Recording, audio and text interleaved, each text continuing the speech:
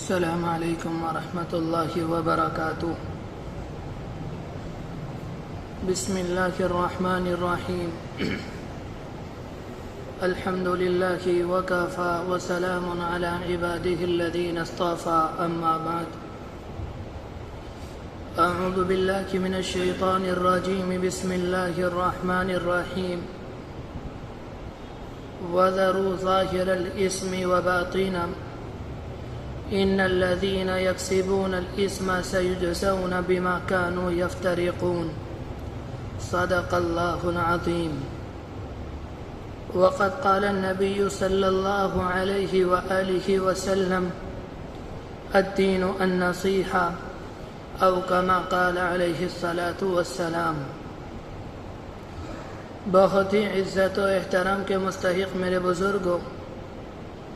قابل قدر دینی اور ایمانی بھائیوں، ہم اور آپ جمعے کی نماز ادا کرنے کے لیے، اس سے پہلے کچھ بات کہنے اور سننے کے لیے یہاں پر جمع ہوئے ہیں۔ اللہ تبارک و تعالی ہمارے بیٹھنے کو قبول فرمائے۔ میرے بھائیوں، حدیث شریف کے اندر آتا ہے: ان الدنیا خلقت لکم وخلقتم للآخرہ۔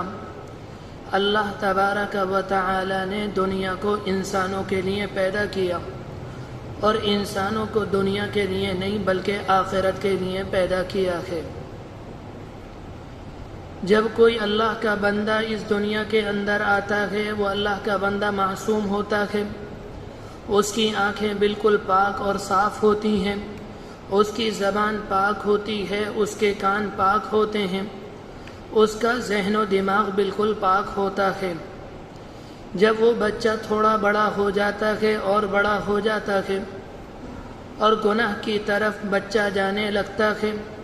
وہ گناہ کر کر کبھی اپنی آنکھ کو ناپاک کرتا ہے، کبھی جھوٹ بول کر، گالیاں دے کر اپنی زبان کو ناپاک کرتا ہے، کبھی غیبتیں سن کر، کبھی چغلخوریاں سن کر اپنے کانوں کو ناپاک کرتا ہے۔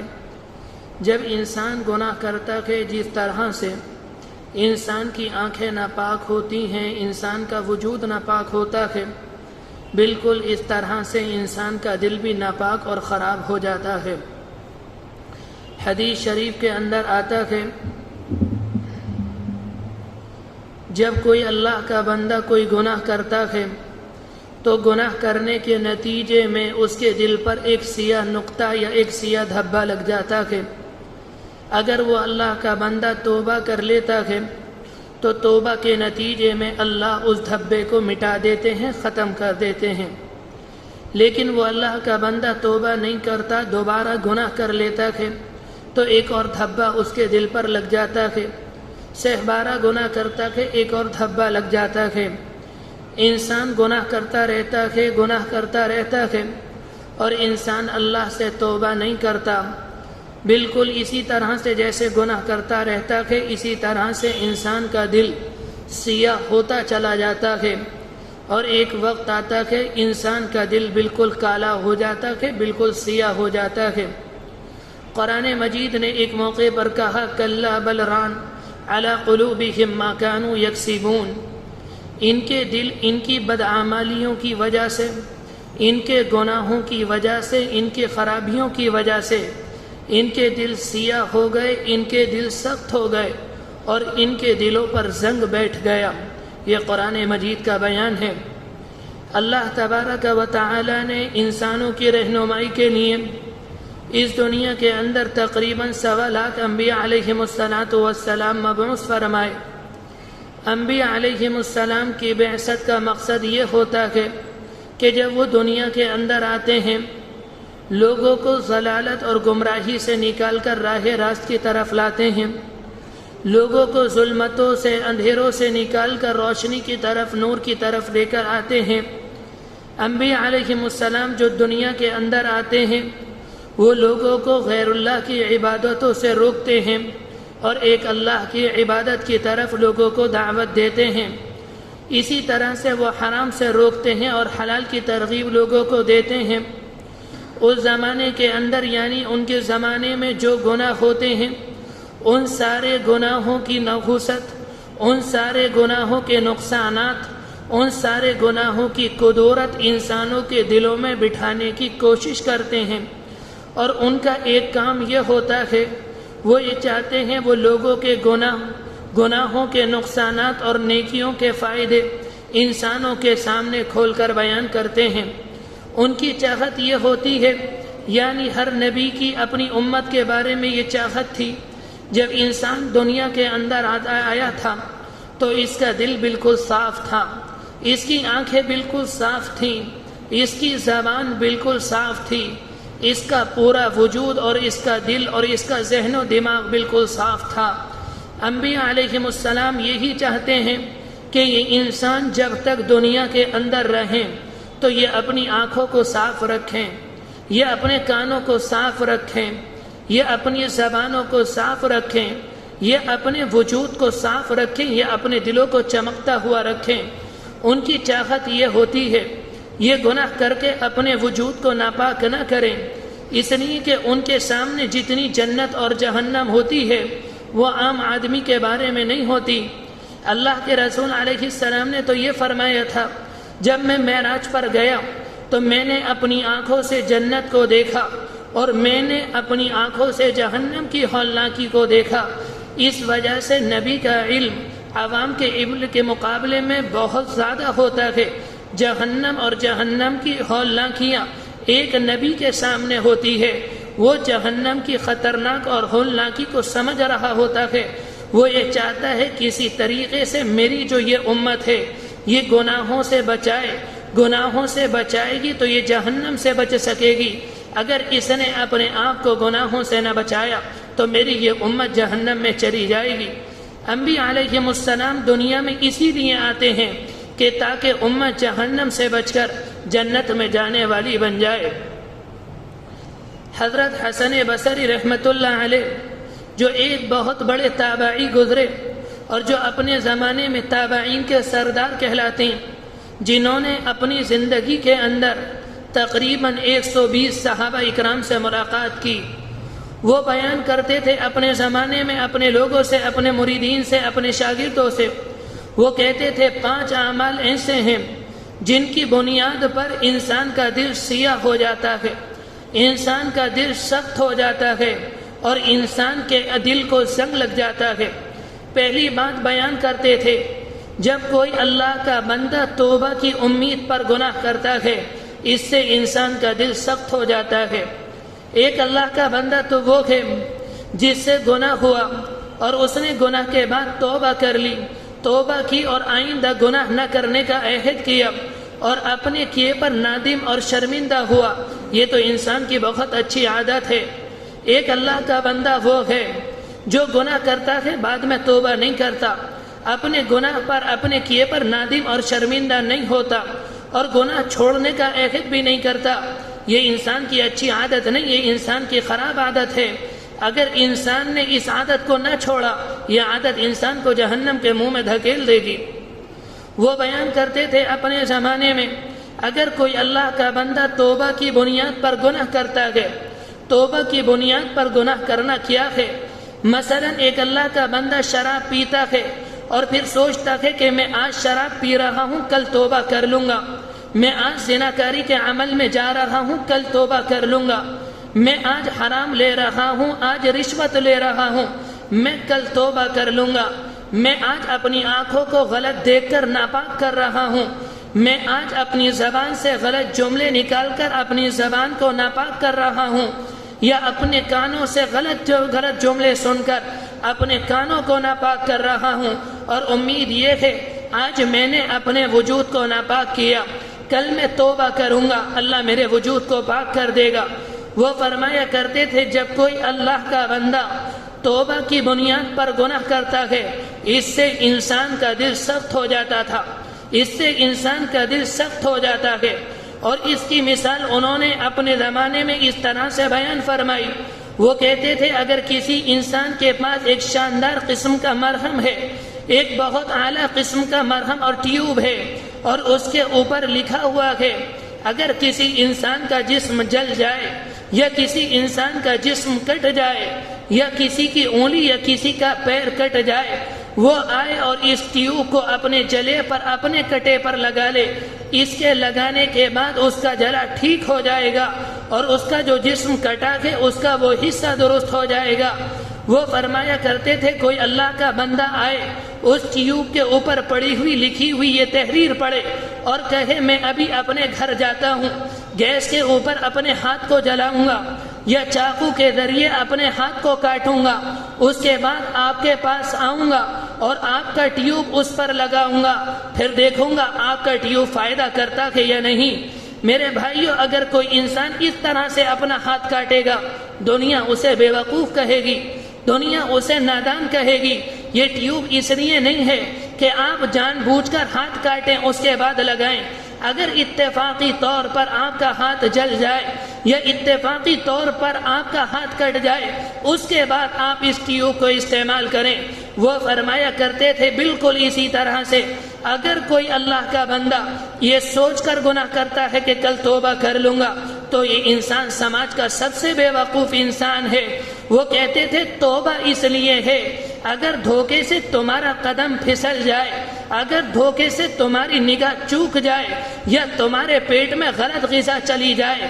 تو تم توبہ کرو اور توبہ کے ذریعے اپنے گناہ کو معاف کرا لو. توبہ کا مقصد یہ نہیں کہ انسان پہلے گناہ کرے اور قصداً گناہ کرے کہ میں گناہ اس لیے کر رہا ہوں کہ بعد میں توبہ کر لوں گا. فرماتے تھے یہ تو بے وقوفی ہے. اگر کوئی انسان توبہ کی بنیاد پر گناہ کرتا ہے اس سے انسان کا دل سخت ہو جاتا ہے. دوسری بات بیان کرتے تھے یتعلمون ولا یعملون, جو اللہ کے بندے علم حاصل کرتے ہیں لیکن اس پر عمل نہیں کرتے تو اس سے بھی انسان کا دل سخت ہو جاتا ہے.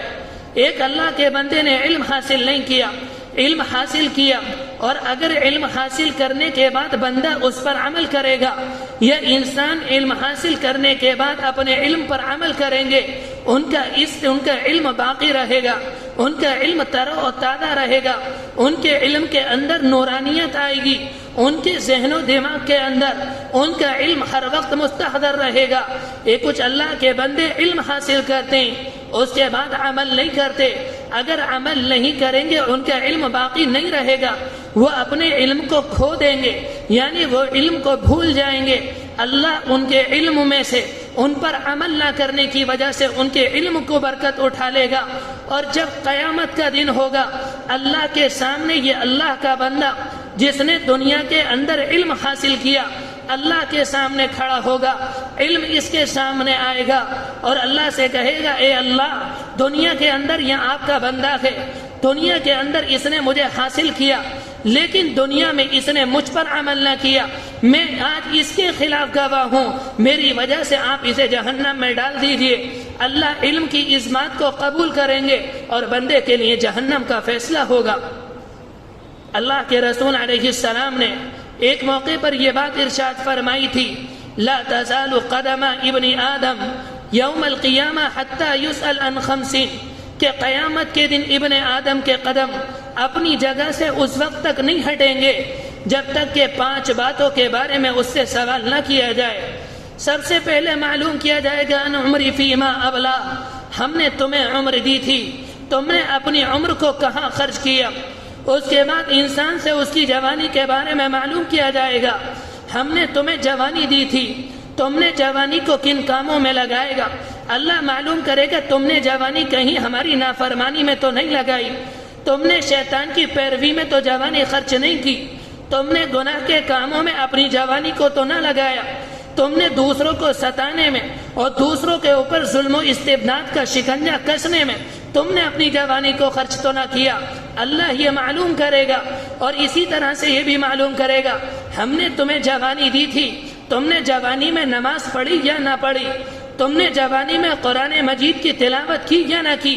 تم نے جوانی کے اندر اللہ کے رسول علیہ السلام کی سنتوں پر عمل کیا یا نہ کیا. دنیا کے اندر پیغمبر کو ہم نے نمونہ بنایا تھا, تم نے پیغمبر کے نمونے کو اختیار کیا یا نہ کیا. قیامت میں اللہ بندے سے یہ سوال کرے گا اور اس کے بعد سوال یہ ہوگا کہ دنیا کے اندر ہم نے تمہیں مال دیا تھا, بتاؤ تو صحیح کہ تم نے مال کمایا کس جگہ سے تھا. تم نے حرام کے ذریعے تو مال نہ کمایا, دنیا میں تم نے رشوتیں تو نہیں لی تھی, تم نے جوئے اور چوری اور بازار کا اڈا تو گرم نہیں کیا تھا، حلال کے ذریعے مال کمایا تھا یا نہ کمایا تھا؟ اللہ معلوم کرے گا تم نے اپنے مال کو خرچ کس جگہ کیا، بندے سے معلوم کرے گا۔ اگر بندہ یہ کہے گا، اللہ کہے گا تم نے مال ہماری نافرمانی میں خرچ تو نہیں کیا، تم نے مال گناہوں میں خرچ تو نہیں کیا، تم نے شراب میں اور زنا کے عمل میں اپنے مال کو خرچ تو نہیں کیا، تم نے مسجد کی تعمیر میں اپنا مال لگایا یا نہ لگایا، تم نے مدارس کے اندر اپنے پیسے لگائے یا نہ لگائے؟ تمہارے پڑوس میں غریب رہتے تھے، تمہارے پڑوس میں بیوائیں رہتی تھیں، تمہارے پڑوس میں یتیم بچے رہتے تھے جن کے پاس کھانے کو کھانا نہیں تھا، جن کے پاس پہننے کو ٹھیک سے کپڑے نہیں تھے، جن کے پاس رہنے کو ٹھیک سے مکان نہیں تھا، کیا تم نے ان کی بھی دیکھ بھال کی یا نہ کی؟ اللہ یہ سوال کرے گا، اور آخر میں یہ معلوم کرے گا ہم نے تمہیں دنیا کے اندر علم دیا تھا، بتاؤ تم نے دین میں تم نے علم پر عمل کیا یا نہ کیا؟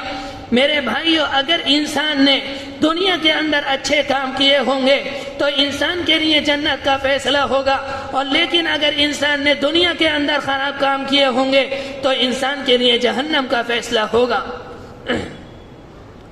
حضرت حسن بصری رحمت اللہ علیہ فرمایا کرتے تھے تیسری چیز وہ ہے جس سے انسان کا دل سخت ہو جاتا ہے، یعملون ولا یخلصون، انسان عمل تو کرتا ہے لیکن انسان کے عمل میں اخلاص نہیں ہوتا، انسان عمل تو کرتا ہے، انسان اللہ کی رضا کے لیے عمل نہیں کرتا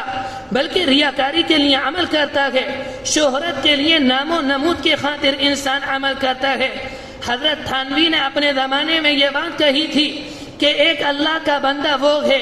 جو 100 رکعت نماز اس لیے پڑھتا ہے کہ لوگ مجھے دیکھیں اور محلے میں جا کر کہیں آج رات انہوں نے 100 رکعت نماز پڑھی، اور ایک اللہ کا بندہ وہ ہے جو صرف 2 رکعت نماز پڑھتا ہے، وہ لوگوں کو دکھانے کے لیے نہیں پڑھتا، وہ اخلاص کے ساتھ پڑھتا ہے، وہ اللہ کو راضی کرنے کے لیے 2 رکعت نماز پڑھتا ہے۔ حضرت تھانوی فرمایا کرتے تھے اس کی 2 رکعت نماز سامنے والے کی 100 رکعت نماز سے افضل ہے۔ اللہ کے ہاں تعداد نہیں دیکھی جاتی کہ تم نے 100 پڑھی یا 2 پڑھی، اللہ کے ہاں اخلاص دیکھا جاتا ہے۔ اس کی نماز میں اخلاص تھا، اللہ کے یہاں اس کی نماز قبول ہوگی۔ سامنے والے کی 100 رکعت میں اخلاص نہیں تھا، اللہ اس کی نماز اس کے منہ پر مار دے گا۔ اللہ کے رسول علیہ السلام نے اپنے زمانے میں ایک موقع پر صحابہ اکرام کو جمع کیا اور آپ نے دجال کے بارے میں بتایا۔ آپ نے صحابہ اکرام سے فرمایا قیامت کے قریب دجال آئے گا اور وہ جو زمانہ ہوگا دنیا میں سب سے زیادہ خطرناک ہوگا، اس زمانے میں سب سے زیادہ فتنے آئیں گے۔ آپ نے دجال کے بارے میں پیشین گوئی فرمائی۔ آپ نے صحابہ اکرام سے یہ بات ارشاد فرمائی تھی دجال جو ہوگا اس کا قد چھوٹا ہوگا، اس کے دونوں پاؤں ٹیڑھے ہوں گے، اس کے سر کے بال گھنگرالو ہوں گے، اس کی ایک آنکھ درست ہوگی اور اس کی ایک آنکھ بالکل پٹ اور صاف ہوگی، یعنی نہ اندر کو دھسی ہوگی نہ اوپر کو ابری بھی ہوگی۔ آپ نے یہ بات فرمائی تھی جب دجال کا زمانہ قریب ہوگا دنیا کے اندر 3 قحط آئیں گے۔ 1 سال اللہ آسمان کی 1/3 بارش کو روک لے گا اور دوسرے سال میں 2/3 بارش کو روک لے گا، اور جب آخری سال آئے گا پورے آسمان سے پوری دنیا پر زمین کا ایک قطرہ نہیں آئے گا، دنیا کے اندر خشکی ہو جائے گی، چوپاہے بھوک کی وجہ سے، چوپاہے پیاس کی وجہ سے تڑپ تڑپ کر مر جائیں گے۔ عمران ابن حسین رضی اللہ عنہ بیان کرتے ہیں میں نے اللہ کے رسول علیہ السلام کو یہ فرماتے ہوئے سنا تھا، آپ نے فرمایا تھا کہ آدم علیہ السلام کی پیدائش سے لے کر صبح قیامت تک دنیا کے اندر اتنا بڑا فتنہ نہیں ہوگا جتنا بڑا دجال کا فتنہ ہوگا۔ جب دنیا کے اندر قحط پھیلے گا اس موقع پر دجال ایک دیہات کے انسان کے پاس جائے گا، اس انسان کا اونٹ مر چکا ہوگا، یہ مشکات شریف کی روایت ہے، اس کے پاس جا کر کہے گا میں تمہارا رب ہوں، میں تمہارے اونٹ کو زندہ کر دوں، اگر تمہارا اونٹ زندہ ہو جائے تو تم مجھے اپنا مالک مانو گے یا نہیں؟ وہ انسان کہنے لگا اگر آپ نے میرے اونٹ کو زندہ کر دیا میں آپ کو اپنا مالک مان لوں گا، میں آپ کو اپنا رب مان لوں گا۔ شیطان اس کے اونٹ کی شکل میں اس کے سامنے آئے گا، وہ اللہ کا انکار کر دے گا اور دجال کو اپنا مالک مانے گا۔ اس کے بعد وہ ایک اللہ کے بندے کے پاس جائے گا جس کا بیٹا مر چکا ہوگا یا جس کا باپ مر چکا ہوگا، اس سے جا کر کہے گا تمہارے باپ دنیا سے چلے گئے، اگر میں تمہارے باپ کو زندہ کر دوں تم مجھے اپنا رب مانو گے کیا نہیں؟ وہ کہے گا پہلے وہ اس کے باپ کو زندہ کرے گا، جب باپ زندہ ہو جائے گا تو باپ کا بیٹا کہے گا ہمارے پہلے نبی اکرم آئے تھے، انہوں نے اپنے زمانے میں بتایا تھا کہ قیامت کے قریب دجال آئے گا، اس کا قد چھوٹا ہوگا، تیرا قد چھوٹا ہے، آپ نے فرمایا تھا اس کے دونوں پیر ٹیڑھے ہوں گے، تیرے دونوں پیر ٹیڑھے ہیں، وہ آنکھ سے کانا ہوگا، تو آنکھ سے کانا ہے، تو میرا مالک نہیں، میرا مالک اللہ ہے، دجال اسے قتل کر دے گا۔ آپ نے فرمایا تھا تو دجال کو اپنا رب مانے گا، اللہ اسے جہنم میں ڈال دے گا، اور تو دجال کا انکار کر دے گا، اللہ اس کے لیے جنت کا فیصلہ کر دے گا۔ آپ نے یہ بات ارشاد فرمائی، آپ صحابہ اکرام کے درمیان سے اٹھے اور آپ گھر کے اندر تشریف لے گئے، صحابہ اکرام کا مجمع لگا ہوا تھا، صحابہ اکرام بات کرنے لگے کہ کتنا خطرناک زمانہ ہوگا کہ بڑے سے بڑے صاحب ایمان اپنے ایمان سے ہاتھ دھو بیٹھیں گے، اپنے ایمان کو چھوڑ دیں گے، اپنے ایمان کو خیر آباد کہہ دیں گے۔ صحابہ اکرام دجال کے بارے میں بات کر رہے تھے،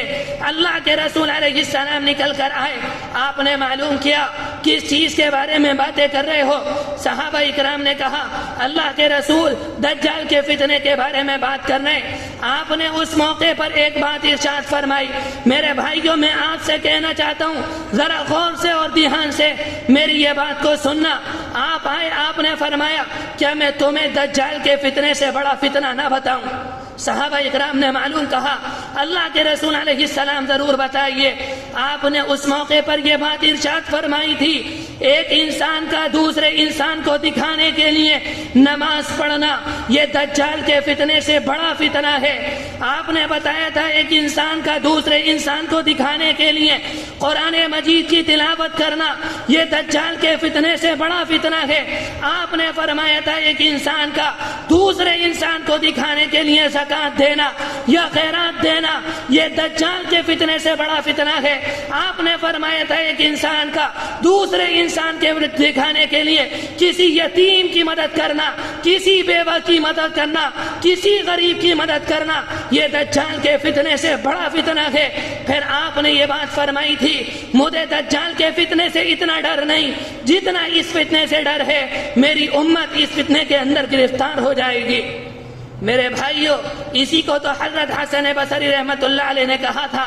جب کوئی اللہ کا بندہ عمل کرتا ہے اور اخلاص نہیں ہوتا اس سے بندے کا دل سخت ہو جاتا ہے۔ چوتھی بات انہوں نے ارشاد فرمائی یدفنون ولا یعتبرون، انسان اپنے ہاتھوں سے مردے کو دفن کرتے ہیں اور عبرت حاصل نہیں کرتے، جنازے کے ساتھ جاتے ہیں عبرت حاصل نہیں کرتے، اپنے ہاتھ سے اپنے باپ کو قبر میں لٹاتے ہیں عبرت حاصل نہیں کرتے، اپنی ماں کو اپنے ہاتھ سے قبر میں لٹاتے ہیں عبرت حاصل نہیں کرتے، یعنی موت کو یاد نہیں کرتے، قبر کو یاد نہیں کرتے، جبکہ قبر روزانہ انسان کو یاد کرتی ہے۔ قبر روزانہ کہتی ہے انا بیت الظلمہ، میں تاریکی کا گھر ہوں، میں اندھیری کا گھر ہوں، انا بیت الوحدہ، میں تنہائی کا گھر ہوں، انا بیت الوحشہ، میں وحشت کا گھر ہوں، انا بیت الدود، میں سانپ اور سبولوں کا گھر ہوں، میں کیڑے اور مکوڑوں کا گھر ہوں۔ اس کے بعد کہتی ہے اپنا مونس، اپنا ہمدرد،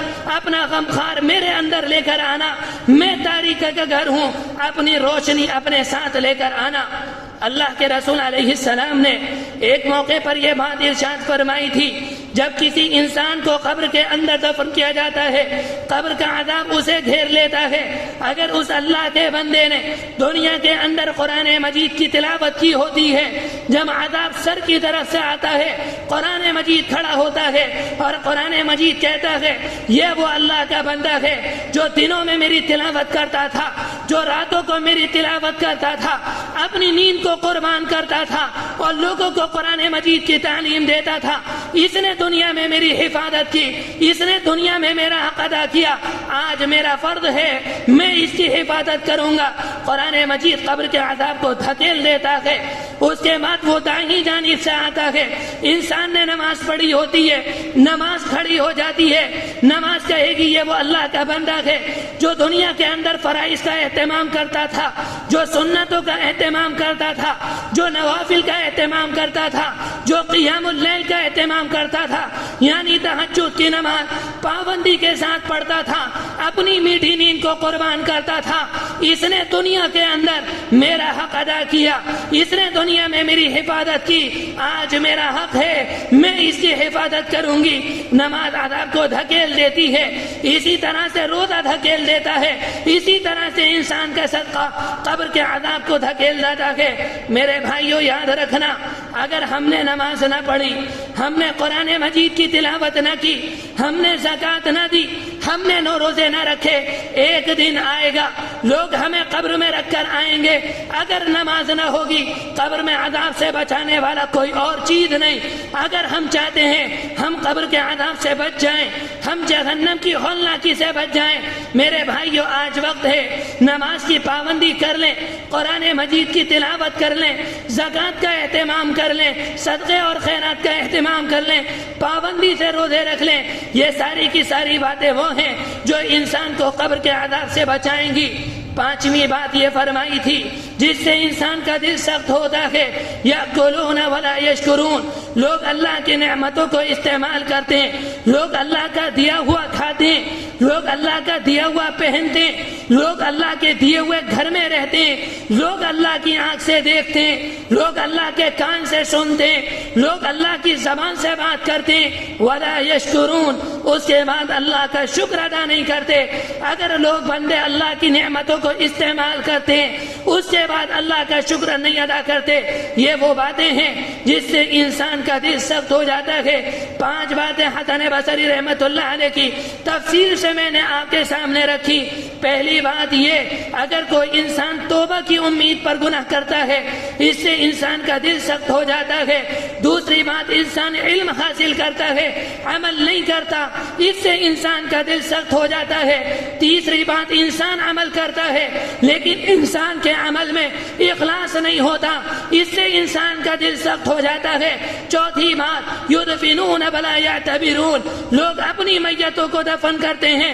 اور عبرت حاصل نہیں کرتے اس سے انسان کا دل سخت ہو جاتا ہے۔ پانچویں بات، یأکلون ولا یشکرون، اللہ کی نعمتوں کو استعمال کرتے ہیں لیکن اللہ کی ناشکری کرتے ہیں۔ میرے بھائیو وقت کافی ہو چکا، جو بات کہی گئی اللہ تبارک و تعالی عمل کرنے کی توفیق نصیب فرمائے، ان باتوں سے ہماری حفاظت فرمائے جن باتوں سے انسان کا دل سخت ہوتا ہے، ان اعمال کرنے کی توفیق نصیب فرمائے جس سے انسان کا دل نرم ہوتا ہے اور اللہ راضی ہوتا ہے۔ وآخر دعوانا ان الحمد للہ رب العالمین۔